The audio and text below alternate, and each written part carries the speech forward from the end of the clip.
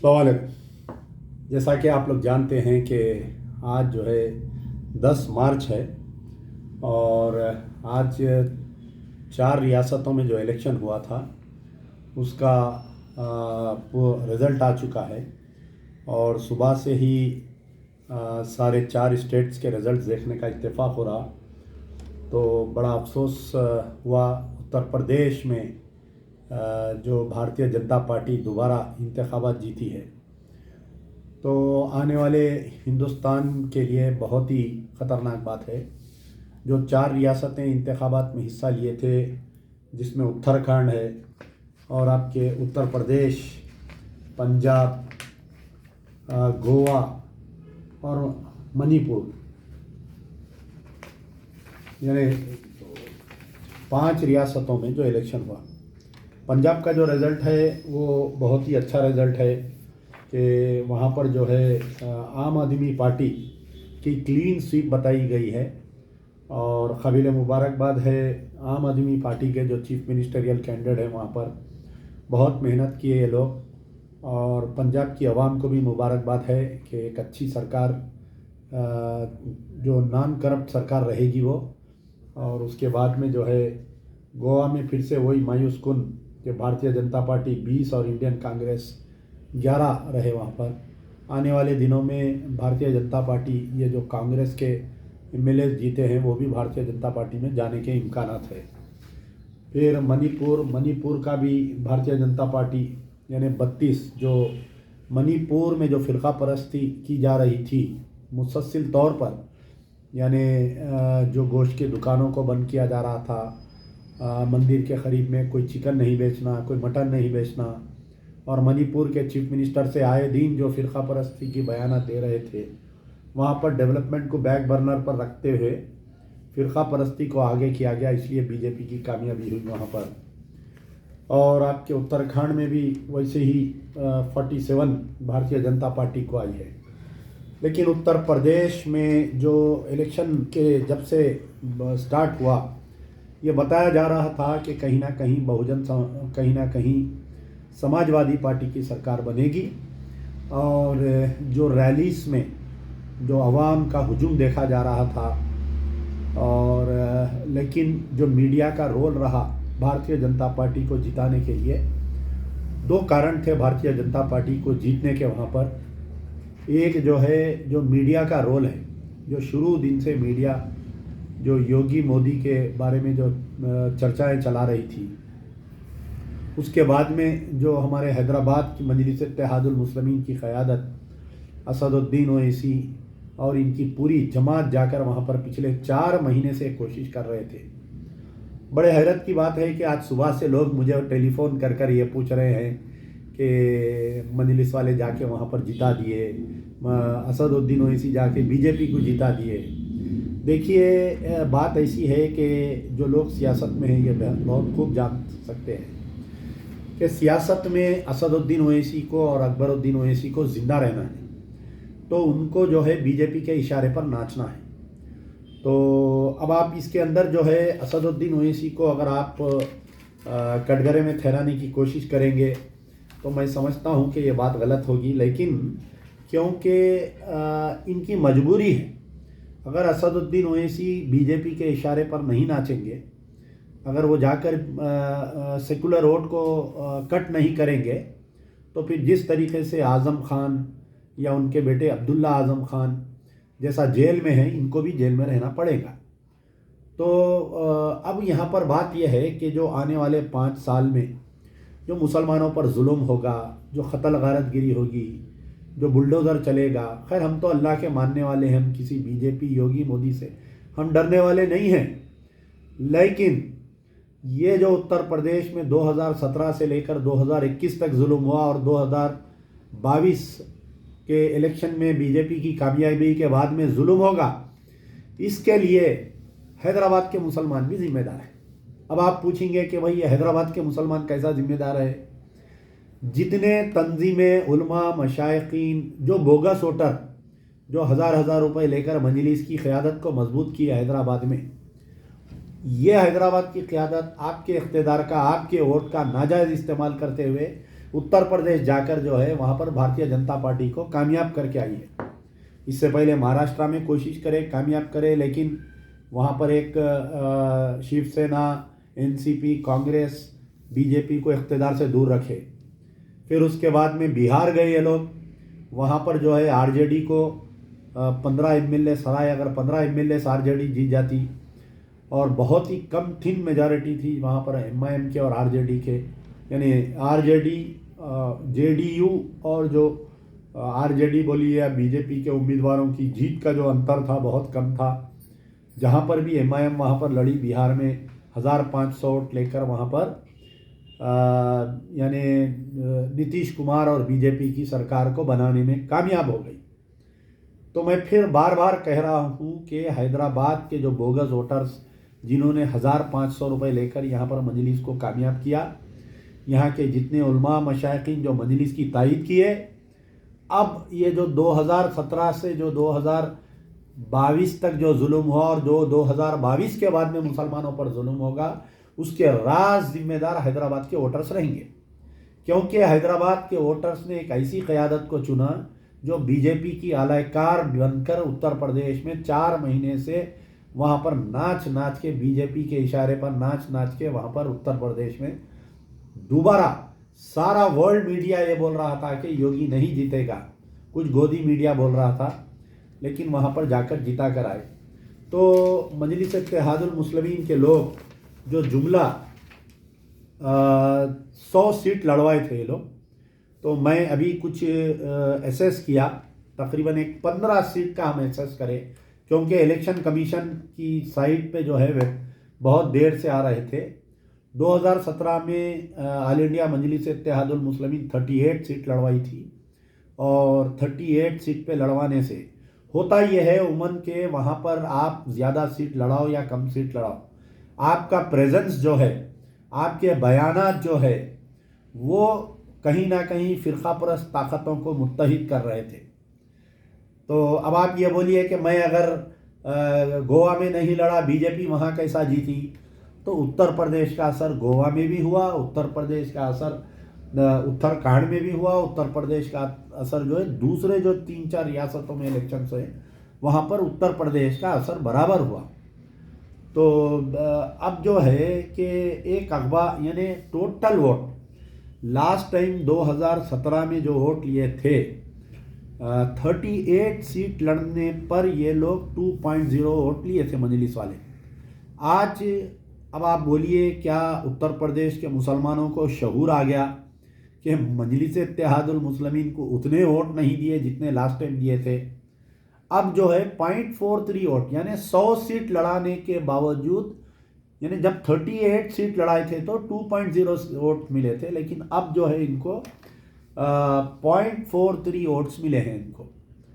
तो ये बड़े शर्म की बात है। असदुद्दीन ओवैसी अगर ये कह रहे हैं कि यानी अब इलेक्शन के बाद में समाजवादी पार्टी से लेकर हर पार्टी के लोग ये बोले कि उत्तर प्रदेश में बड़े पैमाने पर धांधलियां हैं, यानी बीजेपी को जिता के असदुद्दीन ओवैसी खामोश नहीं बैठे।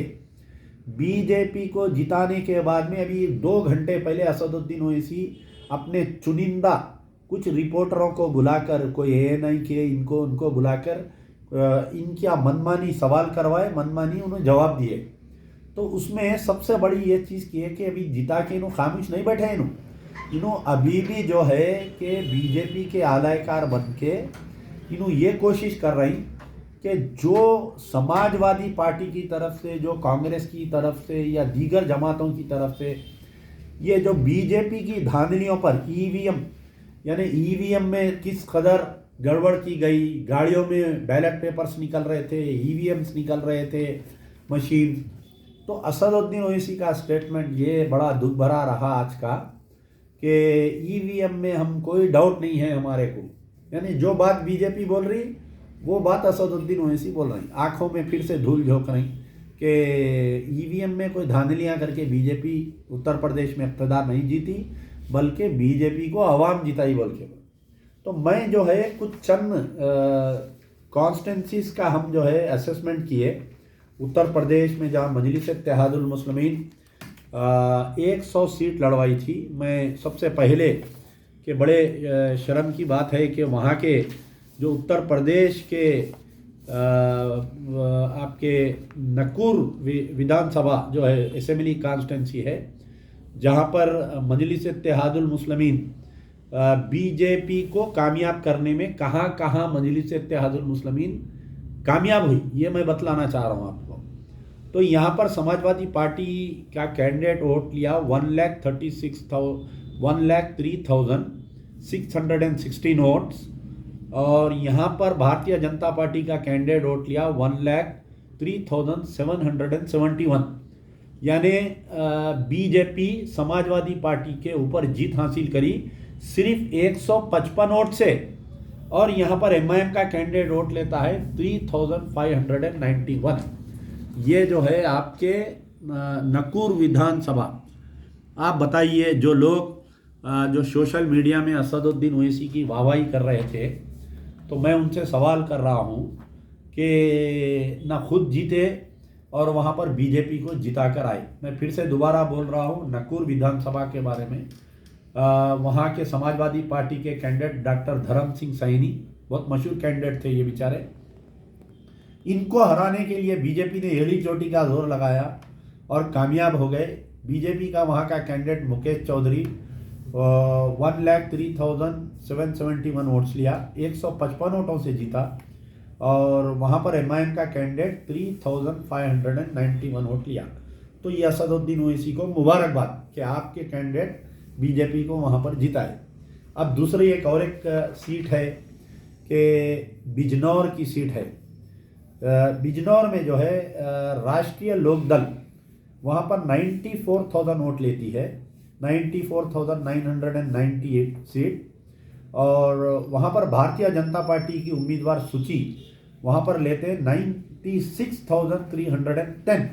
यानी 1300 वोटों से बीजेपी का राष्ट्रीय लोकदल का उम्मीदवार हार जाता है, और बीजेपी वहाँ पर 1320 वोटों से जीतती है। और वहाँ पर ऑल इंडिया मजलिस इत्तेहादुल मुस्लिमीन के मुनीर अहमद 2,282 वोट्स लेते हैं। यानी जो आरएलडी को जो मुस्लिम वोट जाने का था वो एमआईएम वाले काट लिए। काटने की वजह से जो है वहाँ पर बीजेपी जीत गई। असदुद्दीन ओवैसी को ये दूसरी बीजेपी की जीत के ऊपर मैं मुबारकबाद देता हूँ। ना सिर्फ असदुद्दीन ओवैसी को, बल्कि जो महाराष्ट्र से गए थे ना, पठान साहब जाके बोले ये असदुद्दीन ओवैसी फ्लावर नहीं है फायर है, तो यकीनन असदुद्दीन ओवैसी फ्लावर नहीं है फायर है, बीजेपी का फ्लावर है असदुद्दीन ओवैसी। ये जो है बीजेपी का कमल का फूल है असदुद्दीन ओवैसी। तो तमाम को मुबारकबाद। जो बिहार के 4-5 एमएलए गए थे उनको मुबारकबाद। महाराष्ट्र के जो मेंबर ऑफ पार्लियामेंट इम्तियाज़ जलील गए थे उनको मुबारकबाद। महाराष्ट्र के 2 एमएलए गए थे उनको मुबारकबाद। हैदराबाद के जो 6 एमएलए हमारे अकबरुद्दीन ओवैसी तो नहीं गए, डर के कहाँ कुछ भी हो जाता कि बोल के।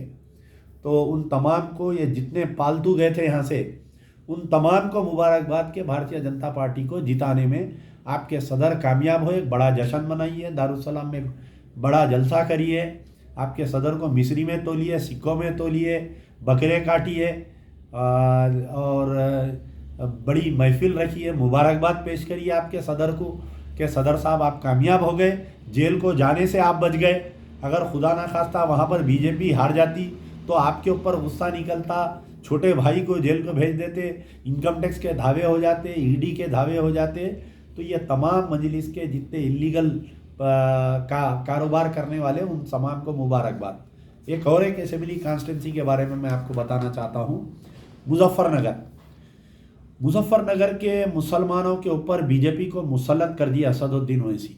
वो कैसा करे? कपिल देव अग्रवाल, भारतीय जनता पार्टी 1,11,149 वोट यानी 1,11,149 बीजेपी वोट लेती है। सौरभ वहाँ के राष्ट्रीय लोकदल के कैंडिडेट 93,000 वोट लेते हैं, यानी 18,000 वोटों से हारते हैं। और वहाँ पर मजलिस इत्तेहादुल मुस्लिमीन का कैंडिडेट 4,000 वोट लेता है। अब आप बहस करेंगे कि भाई 4,000 वोट से क्या होता, तो अगर ये मजलिस के 4,000 वोट आरएलडी को जाते तो उन्हें 8,000 आगे हो जाता। वहाँ मजलिस प्रेजेंट नहीं रहती तो वहाँ पर जो फिरका परस्त ताकतें एक हुई हैं वो एक नहीं होते।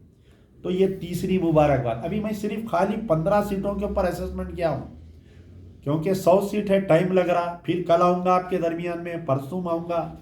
इनका पूरा पोस्टमार्टम करना ज़रूरी है। कौम को जब तक शऊर नहीं आती। तो ये एक और एक सीट हो गई। एक और एक सीट जो है मुरादाबाद नगर, यानी मुरादाबाद में 2 सीट है, एक अर्बन एंड ऐसा जो ऐसा बोलते हैं।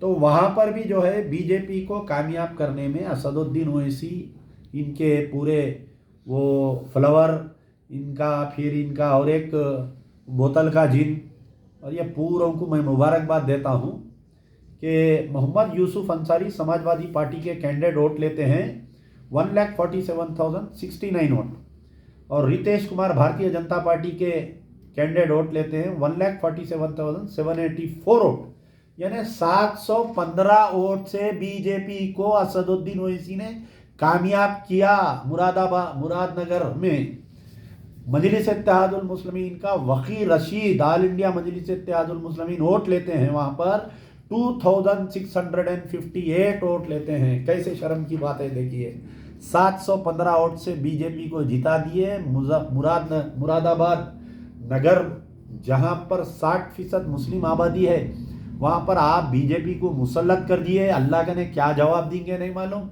और जितने ज़र खरीदे गुलामा जो आज सुबह से सुरता उतार लेके फिर रही, अंदर से तो दिल फुट रहा, खुश हो रही कि बीजेपी आ गई भाई, अच्छा हुआ। नहीं तो साहब जेल को चले जाते थे, छोटे साहब बड़े साहब जेल को चले जाते थे। एक और एक सीट के बारे में मैं आपको बतलाऊंगा, देवबंद। बड़े अफसोस की बात है मेरे भाई, देवबंद एक ऐसा मुक़द्दस मुकाम है हिंदुस्तान का, जहाँ से आज़ादी की सबसे पहली अगर मुसलमानों की जंग आज़ादी के ऊपर आवाज़ उठाई गई तो देवबंद के उलमाओं की तरफ से उठाई गई। बड़े शर्म की बात है, बड़े अफसोस की बात है कि असदुद्दीन ओवैसी वहाँ पर जाकर वहाँ के जो मदनी ख़ानदान में हैं उनके एक शख्स को पटाकर पैसे दे के कैसागी करके, क्योंकि देवबंद बीजेपी को जीतना बहुत ज़रूरी था। हिंदुस्तान में मुसलमानों के हौसलों को पस्त करना है तो बीजेपी को वहाँ जीतना ज़रूरी था, और बीजेपी कामयाब हो गई वहाँ पर भी जीतने के लिए। तो समाजवादी पार्टी के कार्तिक राणा 86,511 वोट लेते हैं, और भारतीय जनता पार्टी का ब्रिजेश 93,478 वोट लेते हैं, और बीजेपी समाजवादी पार्टी से 6,967 वोट से जीत हासिल करती है मुरादाबाद की मुक़द्दस ज़मीन पर। मुरादाबाद के वो दानिश्वराने इस्लाम, मुरादाबाद के वो हमारे जो आज़ादी में आवाज़ उठाए थे उलमा मशाइखीन, उन तमाम की मेहनत पे असदुद्दीन ओवैसी ज़ाफ़रानी रंग चढ़ाकर सुकून से आके हैदराबाद में बैठ गए। मजलिस के उम्मीदवार यानी 6,967 वोट से बीजेपी मुरादनगर जीतती है। और मजलिस के कैंडिडेट उमैर मदनी, अरे मीडिया में तो ऐसा आ रहा था कि मदनी ख़ानदान का चश्मो चिराग उमैर मदनी, यहाँ पर अरशद मदनी का भतीजा है, वो फलाने मदनी का भाई है। नेशनल टीवी जो बता रहा था, सिर्फ 3 चेहरे बता रहे थे, अखिलेश, योगी और असदुद्दीन ओवैसी पूरे टीवी पे। आज वही तमाम चैनल मजाक उड़ा रही कि नोटा से कम वोट ली मजलिस, वो फलाना करी, ऐसा करी। तो खैर बहरहाल 3,500 वोट लिए बेचारे, लेकर जो है वहाँ पर भी इनको मुसल्लत करके आ गए। अब दूसरे जो सीट है कि आपके मुरादाबाद रूरल, वहाँ पर जो है 2,370 वोट मजलिस के कैंडिडेट लिए। और आपके एक है बरहापुर, जहाँ पर बहुत ही नेक टू नेक हुआ, वहाँ पर अल्लाह ताला बचाया। वहाँ पर बीजेपी में और समाजवादी पार्टी में जो है सिर्फ 2 या 2,500 का फ़र्क था। इनका कैंडिडेट वहाँ पर वोट लेने के बावजूद भी समाजवादी पार्टी का कैंडिडेट वहाँ बच गया। और एक आपके एक सीट है नगीना, जहाँ पर समाजवादी पार्टी को भी बहुत ही नेक टू नेक वहाँ पर जीत हुई। मजलिस के कैंडिडेट को वहाँ पर कुछ 9,000 वोट लिए वहाँ पर, लेकिन इनकी साजिश वहाँ कामयाब नहीं हुई। यानी कहीं भी आप, हैरत की बात यह है कि शौकत अली ऑल इंडिया मजलिस इत्तेहादुल मुस्लिमीन के सदर, लास्ट टाइम बेचारे एक जगह से इलेक्शन लड़े, ज़मानत भी नहीं बची उनकी। इस मर्तबा क्या किया गया कि ओम प्रकाश राजभर, ये एक दलितों के बहुत बड़े लीडर है उत्तर प्रदेश से, इन्हों जो है योगी की सरकार में मंत्री रहते हुए 12 एमएलए को लेकर रिज़ाइन करे। उन्होंने रिज़ाइन करके उन्होंने जो है आके समाजवादी पार्टी में जो गठबंधन बनाए थे उसके अंदर शामिल होके बीजेपी को हराने के लिए, यानी अखिलेश यादव से ज़्यादा अगर कोई सख्त तकरीर कर रहा था योगी और मोदी के खिलाफ में तो उसका नाम था ओम प्रकाश राजभर। ओम प्रकाश राजभर को हराने के वास्ते बीजेपी एड़ी चोटी का जोर लगा दी, हर वो कोशिश करे, लेकिन वो बेचारे जीत गए। लेकिन आप सुन के हैरत होंगे, मजलिस इत्तेहादुल मुस्लिमीन के उत्तर प्रदेश के सदर शौकत अली भी वहाँ से कैंडिडेट बने। आप देखिए कितनी बड़ी साजिश हुई, और लेकिन वोट किए 1500 वोट, यानी जो स्टेट में 100 सीट इलेक्शन लड़ रही है पार्टी, वहाँ का सदर अपनी ज़मानत नहीं बचा सका। ये कितनी हैरत की बात है, देखिए आप। तो बहरहाल ये वहाँ की सीट का हो गया। कांत सीट है 2000 वोट मजलिस को, चांदपुर है जहाँ पर 1500 वोट, और आपके छत्रवाल जहाँ पर 3232 वोट मजलिस को, बुदाना 2600 वोट्स, थाना भवन 325 वोट की यहाँ पर मजलिस का कैंडिडेट इकराम करते कोई All India Majlis Ittehadul Muslimeen, neck to neck टक्कर है वहाँ पर। 1,03,000 वोट जो है आरएलडी ली और 92,000 वोट बीजेपी ली। यहाँ पर भी बीजेपी को जिताने की कोशिश करे, 325 वोट लिया इनका कैंडिडेट। फिर एक जगह जो है 8,000 वोट सहारनपुर। तो अभी मैं जो है एक तकरीबन 20 कॉन्स्टिट्यूंसीज का असेसमेंट किया हूँ। तो जहाँ जहाँ पर भी मजलिस इत्तेहादुल, ज़रूरी नहीं है कि मजलिस इत्तेहादुल मुस्लिमीन पूरे 400 सीट लड़के समाजवादी पार्टी को हराई। समाजवादी पार्टी का वोट शेयर बढ़ा, सीटा बढ़े, बहुत स्ट्रांग अपोजिशन है। तकरीबन समाजवादी पार्टी के मैं समझता हूँ कि उत्तर प्रदेश में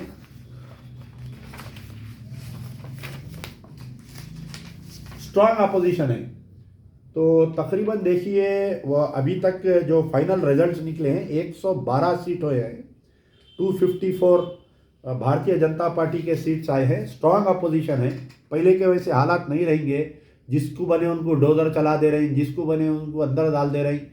क्योंकि हो सकता ये भी है कि आगे चल के बीजेपी में फूट हो और योगी के और मोदी के दरमियान कुछ इख्तिलाफात होने के बाद में ये इतने सीट लेकर ही जो है हो सकता है।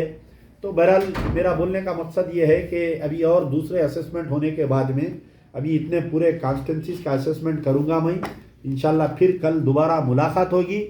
मुबारकबाद असदुद्दीन ओवैसी साहब आपको बीजेपी को जिताने के लिए, मुबारकबाद अकबरुद्दीन ओवैसी साहब को, पूरे 7 एमएलए जितने भी वहाँ पर गए थे, इम्तियाज़ जलील आपको मुबारकबाद, बीजेपी को जिता के आए, और लावारिस पठान आपको मुबारकबाद, फूल कमल का फूल आपको मुबारकबाद, जो अख्तरुल ईमान गए थे उनको भी मुबारकबाद, और जितने यहाँ से हैदराबाद से गुलामा गए थे तमाम को मुबारकबाद। आप बीजेपी को जिताए, लेकिन ये मत बोलो अल्लाह की रस्सी, जब अल्लाह ताला रस्सी खींचता ना ऐसे औंधे मुँह गिरते कि आज जो हालत उत्तर प्रदेश में हुई है मजलिस की, आने वाले दिनों में तेलंगाना में ये हाल बराबर होगा। मजलिस इत्तेहादुल मुस्लिमीन का ज़मानता नहीं बचेंगे। मैं एक बात बोल रहा हूँ, गौर से सुनिए पूरे मजलिस के चाहने वालों। जो सेक्रेटेरिएट की मसाजिद की शहादत पर असदुद्दीन ओवैसी खामोश थे ना, 2 मसाजिद गिरे, केसीआर की जो चापलूसी करे, अल्लाह की मार है ये। जो उत्तर प्रदेश में कोई कैंडिडेट की ज़मानत नहीं बचा के आया, ये अल्लाह की मार है। जो असदुद्दीन ओवैसी जो तेलंगाना में 2 मसाजिद की शहादत पर खामोश थे, मस्जिद एक खाना की मस्जिद के ऊपर शहादत थे, और जो मुसलमानों को झूठ बोले, मलबा गिरा, ट्वीट करे, असदुद्दीन ओवैसी आज तुम अपना मुहासिबा करो। जब बिस्तर पे लेटेंगे अमजदुल्ला खान की बात को याद रखो, दोनों हाथ अपने सीने पर रखो, आंख बंद कर कर रखो, और याद करो कि मट्ठी की ग़िज़ा बनना है हर किसी को। कितने दिन जींगे तुम असदुद्दीन ओवैसी? 100 साल जींगे, 150 साल जींगे, लेकिन जो मस्जिद की शहादत पर तुम जो केसीआर की चापलूसी करे ना, ये अल्लाह की मार है तुम्हारे को, ये अल्लाह की। बाबा बाबरी मस्जिद में मुलविस थे, एक सीट पे आ गई थी मजलिस, फिर तौबा तिल्ला करे, कसम खाए, फिर अल्लाह ने इख्तिदार दिया, अब तुम खामोश बैठे, अब तुम जीरो पे आ गए। अब ये उत्तर प्रदेश का रिएक्शन तुम्हारे को तेलंगाना की अवाम देंगी। और मैं बारहा बोल रहा हूँ कि जो लोग मजलिस इत्तेहादुल मुस्लिमीन को 2018 में 2019 में जो बोगस वोटा डाले, जो उलमा मशाइखीन साथ दिए, इन्हों अपनी ताकत का इस्तेमाल करते हुए जो उत्तर प्रदेश में जाके वहाँ पर बीजेपी को जिताए। अब बीजेपी अगर वहाँ के मुसलमानों पे जुल्म करेंगी, उसके गुनाह में तुम भी शामिल है। जितने हैदराबाद में यहाँ पर बोगस वोट डाले, बुरखे बदल बदल के डाले, जितने लोग जो उलमा मशाइखीन मजलिस की तायद करे, तमाम लोग होने वाले उत्तर प्रदेश के मुसलमानों पर जो जुल्म होगा, जो उत्तर प्रदेश के मुसलमानों के घरों पे डोजरा चलेंगे, इसके राज जिम्मेदार हैदराबाद के में जितने वोट डाले वो लोग रहेंगे। यार जिंदा सोबत बाकी, फिर कल मुलाकात होगी और 25 सीट का पूरा पोस्टमार्टम करके आपके सामने आऊँगा। शुक्रिया, खुदाफिज, यार जिंदा सोबत बाकी।